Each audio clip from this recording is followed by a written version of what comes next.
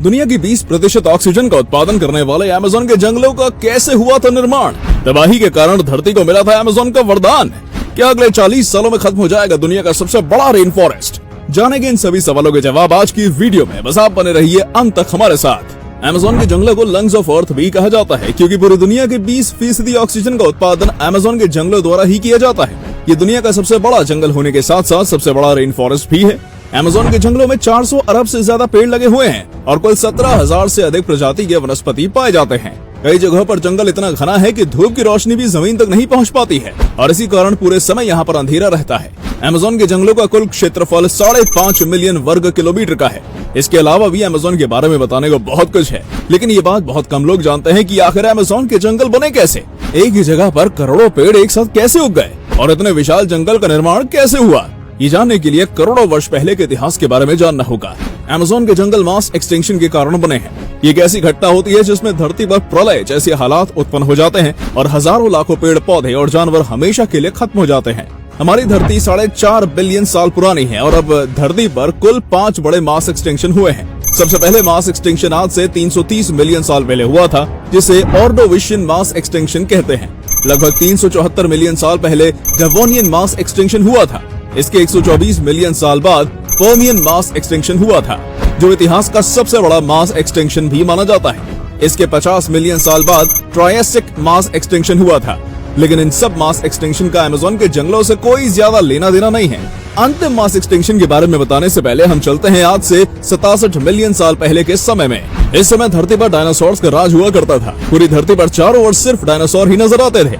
उसी समय एक बहुत बड़े एरिया में कॉनिफर्स नाम की प्रजाति के पेड़ पाए जाते थे। ये वही जगह है जहाँ पर बाद में अमेज़न के जंगल बने। कॉनिफर्स पेड़ों की लंबाई अधिक होती है और डेंसिटी कम होती है। आज के समय में पाइन्स, स्प्रूसेस, फिर्स, लार्चेस और रेडवुड जैसी प्रजातियों के पेड़ कॉनिफरस प्लांट्स की प्रजाति में ही गिने जाते हैं। कॉनिफर्स पेड़ जिम्नोस्पर्म्स की कैटेगरी में आते हैं और इन पेड़ पौधों को उगने के लिए स्पेशियस एनवायरनमेंट चाहिए होता है। उस समय जिम्नोस्पर्म्स प्रजाति के पेड़ एंजियोस्पर्म्स प्रजाति के पेड़ों के लिए डोमिनेंट साबित हुए और एंजियोस्पर्म्स ज्यादा अधिक नहीं बढ़ पा रहे थे। इसकी एक वजह ये भी थी कि एंजियोस्पर्म्स पेड़ ज्यादा घनत्व वाले होते हैं और उस समय डायनासोर्स बड़ी मात्रा में इन पेड़ पौधों को खाया करते थे। लेकिन आज से 66 मिलियन साल पहले क्रिटेशियस मास एक्सटिंक्शन हुआ, जब एक 12 किलोमीटर की चौड़ाई वाला उल्का पिंड 70,000 किलोमीटर प्रति घंटे की रफ्तार से धरती पर गिरा। उस उल्का पिंड ने धरती पर भयंकर तबाही मचाई। हर जगह ज्वालामुखी फटने लगे, समुद्र में सुनामी आ गई, जगह जगह भूकंप आने लगे। इस तबाही के कारण 90% जीव जंतु और 60% वनस्पति धरती से हमेशा के लिए विलुप्त हो गए थे और डायनासोर्स का अंत भी इसी काल में हुआ था। आसमान में कई दिनों तक धुएं का गुब्बार बना रहा और धरती अंधकार में डूबी रही। लेकिन वक्त के साथ हालात बदले और धीरे धीरे पृथ्वी पर स्थिति सामान्य होनी शुरू हो गई। लेकिन मास एक्सटिंक्शन के बाद काफी कुछ बदल चुका था। जहाँ पर पहले जिम्नोस्पर्म्स के पेड़ थे, वो जगह अब एंजियोस्पर्म्स के पेड़ों के लिए उपयुक्त बन गई थी। सभी कॉनिफरस पेड़ पौधे उल्कापिंड के कारण नष्ट हो गए थे, क्योंकि आसमान में गैसेस और धुओं के कारण धरती पर सूरज की रोशनी कम पहुंच रही थी। इसी वजह से एंजियोस्पर्म्स अब डोमिनेंट पोजीशन में आ गए थे। एंजियोस्पर्म्स पेड़ जिम्नोस्पर्म्स के मुकाबले कम रोशनी में भी आसानी से ग्रो कर जाते हैं और अब इन्हें खाने वाले डायनासोर्स या अन्य जानवर भी धरती पर नहीं बचे थे। एंजियोस्पर्म्स के पेड़ों की डेंसिटी ज्यादा होती है और इसी कारण जिम्नोस्पर्म्स के पेड़ों को उगने के लिए जगह ही नहीं मिल पाई। एंजियोस्पर्म्स और जिम्नोस्पर्म्स के पेड़ पौधों में अपना अपना साम्राज्य फैलाने की लड़ाई चलती रही और इस बार लड़ाई में एंजियोस्पर्म्स की जीत हुई। अधिक डेंसिटी होने के कारण ये पेड़ बहुत तेजी से फैलने लगे।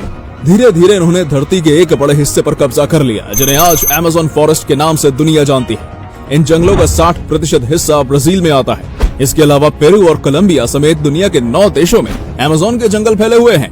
बार बार जिम्नोस्पर्म्स और एंजियोस्पर्म्स का नाम सुनकर आप शायद कंफ्यूज हो रहे होंगे कि आखिर इन दोनों पेड़ों में अंतर क्या होता है। एंजियोस्पर्म्स वो पेड़ पौधे होते हैं जिनका बीज फूलों और फलों में होता है, वहीं जिम्नोस्पर्म्स यूनिसेक्स प्लांट की कैटेगरी में आते हैं और इस प्रजाति के पेड़ों में फल और फूल का अभाव होता है। इस लिहाज से देखा जाए तो अमेज़न के जंगल लाखों करोड़ों साल पुराने हैं, लेकिन आज उनके अस्तित्व पर खतरा मंडरा चुका है। जो काम पृथ्वी या जानवर लाखों वर्षों में नहीं कर पाए, वो काम इंसान कुछ ही सालों में कर सकते हैं। इंसान अपनी जरूरत और स्वार्थ के लिए हर साल तेजी से पेड़ों की कटाई कर रहा है। एक रिपोर्ट के अनुसार पिछले 2 दशक में अमेज़न जंगल के पेड़ों में 17% की कमी देखी गई है। यदि डिफॉरेस्टेशन इसी गति से चलता रहा तो जल्द ही अमेज़न के जंगल नष्ट हो जाएंगे। एक रिसर्च में ये दावा किया गया है कि साल 2064 तक अमेज़न के जंगल पूरी तरह खत्म हो सकते हैं और इसका सबसे बड़ा कारण इंसान ही होगा। इंसान पेड़ों की तेजी से कटाई कर रहा है। हर साल अमेज़न के जंगलों में भी आगजनी की घटनाएं सामने आ रही हैं। ग्लोबल वार्मिंग और जलवायु परिवर्तन के कारण भी अमेज़न के जंगलों को नुकसान हो रहा है। कहीं बहुत अधिक वर्षा देखी जा रही है तो किसी जगह सूखे जैसे हालात बनने लगे हैं। साल 2020 में ही केवल अमेज़न के 1202 वर्ग किलोमीटर एरिया जितने पेड़ों की कटाई कर ली गई थी। ऐसे में 2064 तक अमेज़न के जंगलों की जगह सूखा मैदान दिखाई देगा, तो उसमें ज्यादा हैरानगी वाली बात नहीं होगी। अमेज़न के जंगल हर साल कार्बन एमिशन को कम करने का काम करते हैं, लेकिन यदि इन पेड़ों की कटाई जारी रहती है और जंगलों को नुकसान पहुंचता है तो पर्यावरण में कार्बन की मात्रा में तेजी से इजाफा होगा और साथ ही इंसानों को अपनी जरूरत के अनुसार ऑक्सीजन मिलने भी बंद हो जाएगी। क्योंकि हमने वीडियो की शुरुआत में ही आपको बताया था कि अमेज़न के जंगल दुनिया की 20% ऑक्सीजन उत्पादन के लिए जिम्मेदार है। ऐसे में अमेज़न के जंगलों के न होने से इंसानों का अस्तित्व भी खतरे में आ सकता है। अब भी बहुत ज्यादा देर नहीं हुई है। यदि इंसान अपनी गलती को स्वीकार कर ले और पर्यावरण संरक्षण के बारे में गंभीरता से विचार कर ले तो इंसान अपने लिए और आने वाली पीढ़ी के लिए एक सुनहरे भविष्य का निर्माण कर सकता है। दोस्तों, उम्मीद करते हैं कि आपको ये वीडियो पसंद आई होगी। अगर अमेज़न के जंगल के निर्माण से संबंधित आपके मन में किसी भी प्रकार की शंका है तो कमेंट सेक्शन में हमसे पूछ सकते हैं। आज के लिए इतना ही दोस्तों। वीडियो अच्छी लगी हो तो इसे लाइक और शेयर अवश्य करें।